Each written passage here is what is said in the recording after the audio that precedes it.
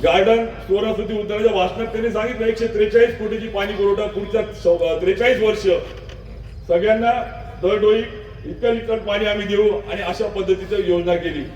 परंतु या महाशयांना अजून माहिती नाही. मी चाळीसगावकरांना सांगू इच्छितो, तुमच्या आशीर्वादाने मी खासदार असताना अमृत 2 यांना अमृतचा लॉंग फॉर्म सांगता येणार नाही. अटल मिशन रिज्युनेशन नावाची जी योजना होती अमृत 2, त्यावेळेस जे केंद्राचे नागरिक शहरी विकास मंत्री हरदीप पुरी सिंग यांच्याकडे विशेष बाब म्हणून आपण त्या ठिकाणी 40 गावाचा समावेश करून ते 143 कोटी मंजूर केल्याचं पत्र माझ्याजवळ आहे. मी सांगतो समोर या आणि मग बोला माझ्याशी. यांना अमृत 2चा लांब माहिती नाही.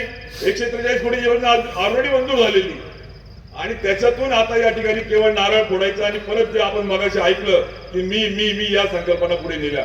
पाणी आणि चाळीसगाव याचा या महाशयांशी हे स्टंटबाज, हे नौटंकी बाज यांचा काही एक संबंध त्या ठिकाणी नाही. हे चाळीसगाव करून हे लक्षामध्ये घ्या पाहिजे. कारण की यांचं काय खोटं बोलायचं, रेटून बोलायचं, गोबेल नीती, इंग्रजांची नीती, मीडियावर टाक, व्हॉट्सअपवर टाक, खोटे भांडे उभे करायचे, बोलायला लावायचं, चित्र उभं करायचं आणि आपले भोळे भाबडे बिचारे घरात बसून मग पाहून पाहून मन तयार करतात आणि त्यांच्या त्या ठिकाणी मनामध्ये चित्र बनवायचं आणि मन त्या ठिकाणी आपल्याला कशा पद्धतीने आपल्याला डिस्टर्ब करता हे काम हे महाशय करतात. पाण्याच्या बाबतीत झालं, मग आम्ही पुढे ठरवलं की नळ गटर प्रामाणिकपणे डासमुक्त शहर करायचं आहे, तर आपल्याला भुयारी गटर करता येईल का?